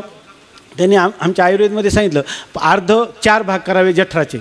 जठररूपी पखाले तिचे 4 भाग करावे. अर्धा भाग अन्नाने, 1/4 भाग पाण्याने आणि वायो संचरणार्थम चतुर्थम अवशेषयेत. आणि वायूचा संचार करण्यासाठी करावं. सात्विक प्रकारचं अन्न खावं. त्यांनी सात्विक अन्न कोणतं सांगितलेलं आहे? आपल्या आयुष सत्व बलारोग्य सुखप्रीती विवर्धना रस्या स्निग्धा स्थिरा हृदया आहार सात्विक प्रिया. म्हणून दामोदर घ्या गे. मग कमी खाल्लं तर आळस पण कमी राहतो, साधन भजन होऊ शकतो. म्हणून ते सांगते की दामोदर घ्या. ते का? ती कंसाच्या नगरीत गेलेली म्हणून तिथं तिला का कुठं? मथुरेमध्ये गेलेली, जिथं कंसाचं आधिपत्य आहे. गोकुळामध्ये तिला सांगायचं गरज नव्हती, पण तिथं तिला सांगण्याचा प्रसंग प्राप्त झाला. म्हणून ती म्हणते दामोदर घ्या. तुम्ही या जिभेवर, उदरावर, इंद्रियांवर निग्रह करणं आवश्यक आहे असं त्यांना सांगते. दामोदर घ्या. आणि हे सगळं ऐकलं. आता इतकं सांगते म्हटल्यावर त्या लोकांना वाटायला पाहिजे ना, हां आमचं किती भाग्य आहे, आज गोकुळातून ही गोपी एवढ्या सासुरवासातून आली आणि तिला आपल्या बाजाराचं सुद्धा ध्यान विसरली आणि आपल्याला उपदेश करायला लागली. तसं नाही झालं. तव हसती मथुरेच्या गे. त्या लोक हसायला लागली. ही वेडी तर नाही, डोक्यावर काय आहे? दूध दही. आणि म्हणती काय? गोविंद घ्या कोणी? दामोदर घ्या गे. अशा प्रकारचं लोक तव हसती मथुरेच्या गे. म्हणून आपलं कुठं विकलं जातं तिथंच ते गेलं पाहिजे. तिथं ते लोक उलट हसायला लागले. हिला काही कळतच नाही. विठ्ठल विठ्ठल विठ्ठल विठ्ठल विठ्ठल विठ्ठल. बाबा सांगत असतात, तो विनोद त्यांच्याच मुखातून शोभतो. ते म्हटले की कीर्तनकार सांगायला लागला मारुतीच्या देवळात. तर अगोदर सांगत होता, लोक जमा झाली. नंतर तो अधिक उच्च कोटीचं तत्वचिंतन सांगायला लागले. लोक म्हणे आल्या तेव्हा बरा होता, आता काय झालं? म्हणजे डाग दिला पाहिजे याला, डाग दिला पाहिजे. तसं तव हसती मथुरेच्या गे. याच्यातून जर बारकाईनं चिंतन केलं आपण तर अशी स्थिती आहे की विठ्ठल विठ्ठल विठ्ठल विठ्ठल विठ्ठल विठ्ठल. ह्या धर्मार्थ काम पुरुषार्थ सर्व दर्शनशास्त्र वेदाचं सगळं सिद्धांताचं आलोडन केलेली ती गोपी आहे. तिनं पाहिलं वेदांती लोक जे आहेत ना, ते फक्त ईश्वराची मर्यादा कुठपर्यंत मानतात? अंतःकरणाची स्थिरता होण्यासाठी इष्टदेवतेचं भजन पाहिजे. कर्मसुद्धा काय? तया सर्वात्मका ईश्वरा स्वकर्म कुसुमांची वेरा. पूजा केल्या होया अपारा तोशा लागी मग तिये पूजे रिजलेनी आत्मराजे वैराग्य सिद्धी देई जे पसाय. वैराग्य निर्माण होण्यासाठी ईश्वर मानला पाहिजे. कर्मरूपी पुष्प त्याला समर्पण केली पाहिजे. तुम्ही जर योगाला विचारलं तर तो विकल्पानेच मानतो. काय म्हणतो तो? ईश्वर प्रणिधानात वा म्हणजे विकल्प. तुम्हाला जर काही साधन भजन आपलं योग साधन करण्यामध्ये काही जर त्रुटी प्रतिबंध निर्माण झाले तर ईश्वराच्या सेवेने ते निवृत्त होतात. वाटलं तर करा, नाही तर ह्याच साधनावर आरूढ राहा, त्याला काही नाही. तो सांख्य तर म्हणतो ईश्वरा असिद्धे वा. आणि पूर्वमीमांसक म्हणतात बिचमे चांदबाई. कुठून आणला? ईश्वराची काही गरजच नाही. अशा प्रकारची स्थिती आहे. मग हे सगळं पाहिलं तर तो वेदांती जरी असला, श्रौत आस्तिक जरी असला, तर भगवंतामध्ये प्रेमाचं तो आग्रहपूर्वक प्रतिपादन करत नाही. आणि हिला तर ज्ञानोत्तर प्रेमलक्षणात्मक भक्तीची आचार्य आहे. तिला तर ही गोष्ट सर्वांच्या हृदयात ठसवायची. ती या सगळ्या दर्शनकारांच्या नाही, ती राक्षसांच्या समुदायात जाऊन देखील तिला सांगायची. म्हणून ती त्या ठिकाणी गेली. पण तव हसती मथुरेच्या गे. तिची तळमळ भगवंतानी पाहिली. आणि भगवान म्हणतात, आता ह्याच्यामध्ये काय झालं? भक्तिप्रेमाने हिचं अंतःकरण ओसंडून गेलेलं आहे. भगवान तिच्या त्या ज्या दुडी होत्या जणू काही त्याच्यातच जाऊन बसले. आणि तिचा तो भक्तिप्रेम जे आहे ओसंडून बाहेरच राहायला लागलं. बाहेर राहिलेलं जे दूध सांगतं ते सगळ्यांना प्रत्यक्षाचा विषय होता की नाही, तसं जणू काही सर्वांना भगवत दर्शन होईल असं तिचा अंतःकरणातला जो आनंद प्रेम ते ओसंडून व्हायला लागलं. हे अभंगाच्या दुडिया माझारी कानो बजाला भारी. दुडिया माझारी कानो बजाला भारी. दुनिया माझारी कान्हो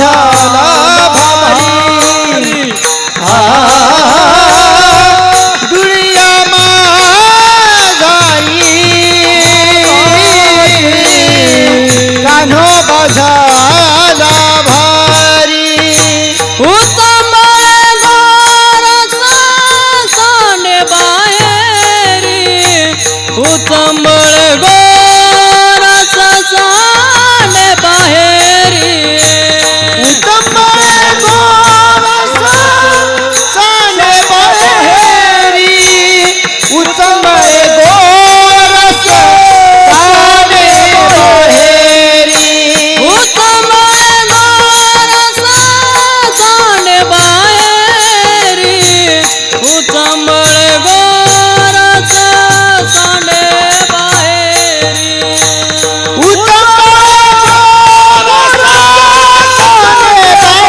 बाहेरी उतंबळे गोरसा सांडे बाहेरी गोविंद घाकोनी दामोदर घागे गोविंद घाकोनी दामोदर घागे हे गोविंद घ्या कोणी दामोदर घ्या गे गोविंद घ्या कोणी दामोदर घ्या गे भक्ती हा ज्ञान आणि कर्म यांना जोडणारा सोपान आहे आणि त्यामुळं जे भक्तिशील ज्याचं अंतकरण आहे ते अंतकरण शुद्ध होतं, स्थिर होतं आणि अनावृत होतं. आणि अशी ती गवळण असल्यामुळं त्यांनी सांगितलं तिचा जो बोध आहे तो तिच्या अंतकरणात मावेनासा झाला नाही. कारण काय आहे की अंतकरण तिचं शुद्ध झालेलं आहे भक्तिप्रेमाने, त्या स्थिर पण झालेला आहे, आपल्या इष्टदेवतेच्या ठिकाणी एकाग्र पण झालेला आहे आणि अनावृत पण झालेला आहे. जसं कंदिलामध्ये प्रकाश आहे आणि त्याला जर आपण शुद्ध अशा प्रकारची काच लावली तर तो प्रकाश बाहेर फाकतो. त्याच्याप्रमाणे तिचा जो आनंद, तिचं जे प्रेम, तिचा जो भाव, तो भाव बाहेर फाकायला लागला अंतकरणातून, कारण त्याला आता कोणता प्रतिबंधच नाही राहिलेला. म्हणून या ठिकाणी तो बाहेर कसा फाकला, तो उचंबळे गोरस सांडे बाहेरी. आणि या सर्वाचं कारण काय आहे तर तिला तत्त्वज्ञानाचं पक्का अधिष्ठान होतं आणि त्यामुळं तिच्या अंतकरणात अखंड अविरत अशा प्रकारची ब्रह्मानंदाची अनुभूती होत होती. ती त्या परमात्म्याशी सबलस म्हणजे समरस झाली होती असं नाथ महाराज सबनाचा गवळणी एका जनार्दनी सबनाचा गवळणी एका जनार्दनी सबनाचा गवळणी एका जनार्दनी सबनाचा गवळणी एका जनार्दनी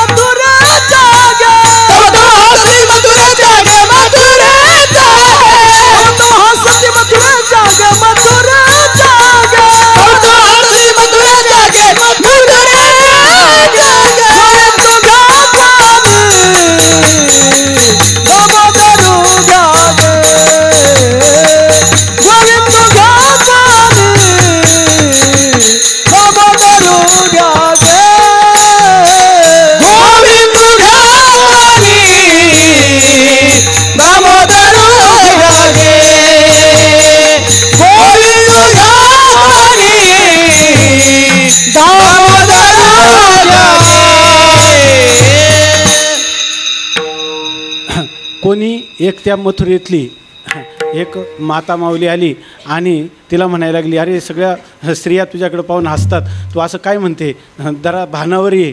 तर तिनं सांगितलं ते ट्रेनिंग, ते शिक्षक माझं गोकुळातच झालेलं आहे, तिथं पण मला भरपूर लोकापाद आलेला आहे.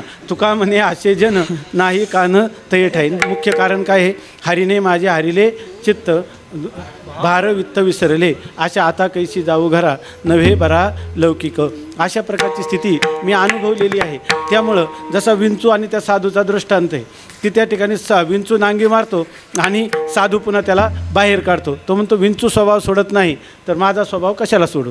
त्यामुळं तिचं असणारं जे काही उपदेशपरायणता किंवा आपला जो अनुभव आहे त्याचं संक्रमण सर्व लहान थोरांना करावं, अशा प्रकारची ती जी गोपी आहे त्या गोपीची असणारी धारणा.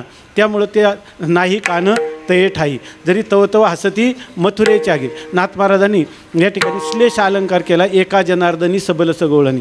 एका जनार्दनी एकच असणारा जनार्दन, जनाचं आर्दन, दुष्टजनांचा संहार आणि इतर सज्जनांचं संरक्षण करणारा. आता त्या नाथ महाराजांनी भागवतामध्ये जनार्दन नावावर खूप मोठं विश्लेषण केलेलं आहे. आर्ध धातूचा एका अर्थ आहे ठार मारणं, दुसरा अर्थ आहे संरक्षण करणं. दोन परस्पर विरोधी अर्थ आहेत, पण दोन्हींचंही त्यांनी त्या गुरूंना खूप असल्या प्रकारचा व्यासस्तुतीनं जनार्दन महाराजांचं वर्णन केलं आहे. इथं सुद्धा एका जनार्दनी सबलस, एका जनार्दनी म्हणजे परमात्मा स्वरूपाच्या ठिकाणी ती गवळणी सबलस समरस झालेली आहे आणि त्याचा परिणाम म्हणून जीवनमुक्तीचं विलक्षण सुख किंवा ज्ञानोत्तर प्रेम लक्षणात्मक भक्तीचा विकास तिच्या अंतकरणातून बाहेर पडत आहे. ब्रह्मानंदून समाये मनी. आणि ती म्हणतच आहे काय, गोविंदू घ्या कोणी दामोदरू घ्या गे तव तव हसती मथुरेच्या गे. विठोबा विठोबा रखुमाई, विठोबा रखुमाई,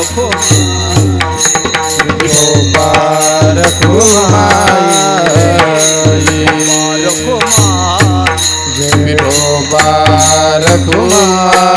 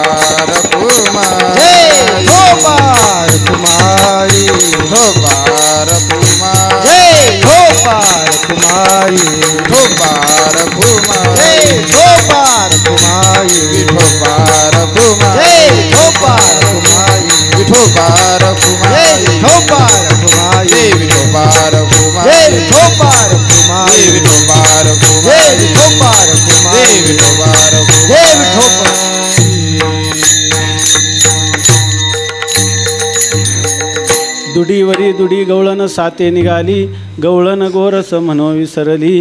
गोविंदू घ्या कोणी दामोदरू घ्या गे तव तव हसती मथुरेच्या गे. मी थोडीशी एक गोष्ट सांगतो विनोदात की स्वामी महाराज फार रंगवून सांगायचे, मी थोडक्यात सांगतो, वेळ पण संपलेला आहे. तर याच्यामध्ये एक मुलगा लहानपणी छोटा असताना आवडीनं त्याला बेडूकराव म्हणत होते सर्व. बेडूकराव असं त्याचं नाव होतं. तो मोठा झाला, लग्न झालं आणि तो आपल्या सासूरवाडीला गेला. सासूरवाडीला गेल्यानंतर सासू दरिद्री होती. तिने काहीतरी उसणं वगैरे आणून एक 5 पुऱ्या केल्या आणि त्याला सांगितलं तुम्ही थोडा वेळ विश्रांती करा. त्यांनी उपरणं डोक्यावर घेतलं, बहुतेक तो वारकरी असावा, तर त्यांनी उपरणं डोक्यावर घेतलं आणि तो झोपला. त्याचे डोळे उघडेच होते, भूक लागलेली होती. त्यांनी पाहिलं 5 पुऱ्या तळल्या आणि बंद केलं. मग पुऱ्या वाढताना 5 पुऱ्या झाल्यावर ते म्हटले अजून देऊ का. तो म्हटला नको. ते म्हणे नाही घ्या तुम्ही. ते म्हणे नाहीच टोपल्यात तर देणार कुठून. तिला वाटलं याला कळल्या कशा, त्याने आतून मोजलेल्या होत्या त्यामुळे ते सांगता आलं. तिनं जाऊन सांगितलं की शेजाऱ्यांना की माझा जावई अंतर्ज्ञानी आहे, त्याला सर्व कळतं, त्यांनी बरोबर सांगितलं असं. ते गावामध्ये प्रचार झाला. प्रचार झाल्यानंतर एका माणसाचा बैल पेवामध्ये कुठं म्हणजे पडलेला होता, हरवलेला. ते लोक विचारायला आले. त्यांनी थोडा विचार केला आणि त्यांनी सांगितलं गावच्या दक्षिणेला पेवही त्याच्यामध्ये पडला, कारण हा बैर दिशे जाताना हा पण त्याच पेवामध्ये पडला होता, तिथं तो बैल होता. त्यामुळं ते सुद्धा त्याचं बरोबर आलं, त्यामुळं त्याची कीर्ती जास्त झाली. पुढे ही राजापर्यंत गेली. तेव्हा राजाला विचारलं की राजाची चोरी झाली होती, त्याच्या हत्तीच्या आपलं याच्यामध्ये राज्यामधून चोरी झाली होती. राजाने बोलावलं तर त्यांनी सांगितलं की हे तुम्ही काय कोणी नेलं काय सांगाल का? त्यांनी सांगितलं सांगेल, मला 2 दिवस वेळ द्या असं सांगितलं. आणि त्यांनी सांगितलं की हे तुम्हाला उद्या मी सांगणार. त्यांनी सांगितलं तुम्ही नाव सांगितलं का मी फाशी त्याला करणार. असं सांगितल्याबरोबर लोकांच्यात बातमी पसरली.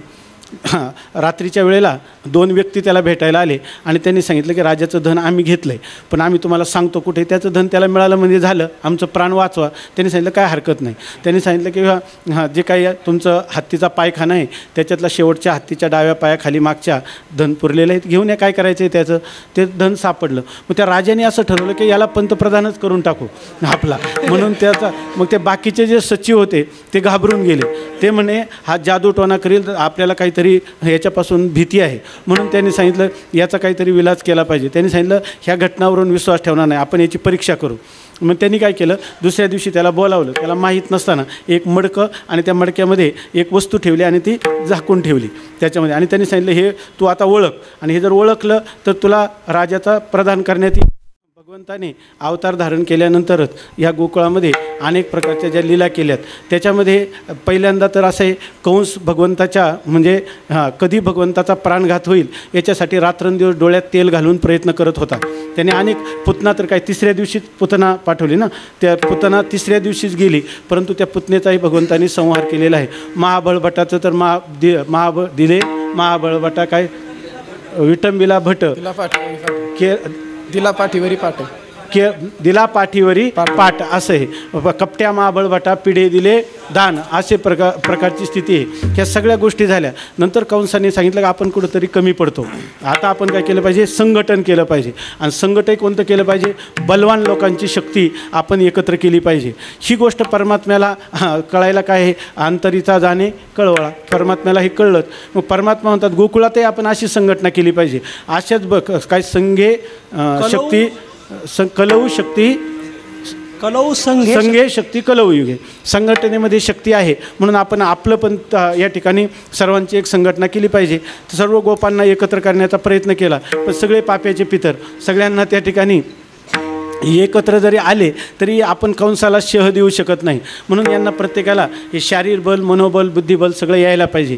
भगवान मनोबल आणि बुद्धिबल देत होते, पण शरीर बल काय अन्नमय कोश आहे, त्याला अन्नानेच त्या ठिकाणी ते पुष्ट होतं. म्हणून भगवंतांनी सांगितलं की तुम्ही चांगल्या प्रकारचं अन्न खाल्लं पाहिजे. ते म्हणे आमच्या घरात उपलब्धी पण आहे, पण आम्ही खाऊ शकत नाही, कारण ते सगळं कुठं जातं, बाजारला दूध दही विकायला जातं, आम्हाला मिळत नाही. मग भगवान म्हणतात की त्या ठिकाणी आपण काय करू, त्या दूध दह्याची चोरी करू. आणि कोणीतरी सांगितलं मला, तुम्ही सांगितलं का की अन्नाची चोरी म्हणजे असा सिद्धांत नका करू, पण कुठंतरी वचन आहे किंवा अन्न जरी आपण कोणाला न विचारता खाल्लं, प्राणांतिक वेदना होत असताना, तरी फार काही मोठा दोष लागत नाही. तर असं आता प्रमाण नेमकं कुठं माहीत नाही, पण यांनी सांगितलं. तर अशा प्रकाराने जर त्या ठिकाणी आपण या सगळे एकत्र मिळू आणि ह्या दूध दही रात्रीच्या वेळेला सगळे झोपले असताना आणू आणि पोटभर खाऊ, आपलं शरीर पुष्ट करू आणि ह्या कंसाचा पूर्णपणे नायनाट करू, अशा प्रकारचं भगवंतांनी सगळ्यांना सल्ला दिला. तो त्यांना मानवला. परंतु ते म्हटले की जर गेलो ना आपल्याला पकडलं तर त्याचे परिणाम आपल्याला मोठं शासन म्हणजे शिक्षा सहन करावी लागेल, आपल्याला कठोर अशा प्रकारचं शासन होईल. आमचे आईवडील फार कडक आहेत, या ठिकाणी असं करून चालणार नाही. भगवंतांनी सांगितलं तुम्ही काळजी करू नका, त्याच्यासाठी मी सगळे उपाय सांगतो, आपण कधीही त्यांना सापडणार नाही, अशीच आपली योजना आहे.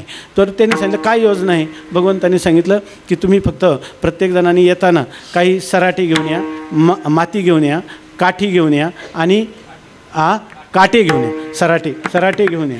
तर त्यांनी सांगितलं बघ हे काय नवीनच सामग्री सांगितली, चोरीची. भगवंतांनी सांगितलं आपण त्यावेळेला गेलो की काठी हातात घेतली की ते वाजवायचं मडकं शिंक्यावरचं. जर त्याच्यामध्ये डबडब असा लबडब असा आवाज आला तर ते भरलेलं आहे, आणि उगीच खटखट आवाज आला तर त्याच्यात काही नाही, कशाला श्रम घ्यायचे तिथं. म्हणून त्यांनी काठीनं ते हे करायचं आणि काठीनंच ते फोडायचं असं सांगितलं. आणि बाहेर जात असताना जर समजा कोणी उठलं आणि पाहिलं तर म्हणजे त्याच्या डोळ्यात काय करायची, माती फेकायची. पण ते म्हणजे त्यांनी एखाद्याने चुकवली आणि पाठीमागं धावलं तर सराटे टाकायचे. सराटे टाकले म्हणजे त्या पायात टोचतील, तो काय आपण त्याच्या हाती लागणार नाही. पण ते म्हणे एखाद्याच्या पायात चप्पल असली तर काय करायचं, म्हणजे त्याच्यासाठी तर दुसरा विलाज आहे. चप्पल घालून जर येत असलं तर काय नाही, चप्पल घालून येत असलं तर त्याच्या डोळ्यात माती टाकायची, म्हणजे त्याला काय पुढं चालता येणार नाही. अशा प्रकारचं हे साहित्य घेऊन या. आणि त्याप्रमाणे भगवंताने अनेक प्रकारच्या चोऱ्या घरोघर केल्या त्याच्यामध्ये. पण सगळ्या गवळणींची तक्रार यशोदा मातेकडे गेली आणि त्यांनी सांगितलं तुमचा लाडका असणारा मुलगा तुम्हाला गोड वाटतो, पण याच्या भरपूर खेळे आहेत, याच्या भरपूर खोड्या आहेत. आमच्या सुनांचे मुलींची सुद्धा हा अनेक प्रकाराने चेष्टा करतो, तर ह्याला कुठंतरी धरबंद घातला पाहिजे. यशोदेला तर पहिल्यांदा हे खरंच वाटलं नाही, परंतु एक दिवस घुसळण करत असताना तिच्या लक्षात आलं की आज आपण काही उन्हवणी शिळवणी सर्व करून तरीसुद्धा काही लोणी काही येत नाही. हे पाहिल्यावर तिने सहज हात घातला तर त्याच्यामध्ये भगवंताचे जे काही केस आहेत ते लागले, जावळ लागलं. वर काढलं तर परमात्मा श्रीकृष्ण. तेव्हा मग तिला खात्री पटली. तिने अनेक दुसऱ्या प्रकारचे गणपतीची उपासना वगैरे अनेक प्रकार केले, परंतु भगवंताला काही फरक पडेना. आता तिला खात्री पटली की या ठिकाणी भगवान निश्चित खोडकर झालेला आहे आणि यांनी ही संघटना केलेली आहे. म्हणून नंदबाबांनी आणि त्यांनी विचार केला आणि सांगितलं की आता ह्याला काय केलं पाहिजे. त्यावेळेची शाळेत घातलं पाहिजे. शाळा कोणती, तर या ठिकाणी गायांचं रक्षण करणं, गोशाळा. त्या ठिकाणी त्या गोशाळेमध्ये म्हणजे गायांच्या रक्षणासाठी भगवंताला पाठवायचं ठरलं. बलराम दादा सगळे सवंगडी त्या ठिकाणी ते दुसऱ्या दिवसापासून त्या वृंदावनामध्ये जायला लागले गाई चारण्यासाठी. तिथं गेल्यानंतर गाई चरल्यानंतर दुपारी गोठाणावर बसल्यावर सगळ्यांनी आट्यापाट्या हुतूतूप काय विटी दांडू अनेक प्रकारचे खेळ खेळले आणि करता करता 12 वाजत आले. आणि मग ते म्हणायला लागले की खेळ झाले खरे, परंतु आता खांदी भार पोटी भूक, काय खेळायाचे सुख. आमच्या खांद्यावर भार आहे, पोटात भूक आहे, आता खेळण्याचा आनंद येत नाही, आपण सगळेजण आता भोजन केलं पाहिजे. म्हणून भगवंताने कमलाकार रचना केली. त्याच्यामध्ये छोटे छोटे जे होते गोपाळ त्यांना जवळ बसवलं आणि जे काही जाणकार होते वयाने अधिक होते त्यांना दूर असं गोलाकारात बसून भगवंतानी त्या सर्वांच्या शिदोऱ्या एक केल्या. भगवंतानी या ठिकाणी ज्येष्ठ कनिष्ठ भाव ठेवलेला नाही. आपल्या जीवनामध्ये जेवढं सुखदुःख प्राप्त होतात त्याच्यामध्ये दुःख प्राप्तीचं मुख्य कारण असेल तर आपल्याला असणारा कारण शरीराचा अभिमान म्हणजे ज्येष्ठ कनिष्ठ भाव.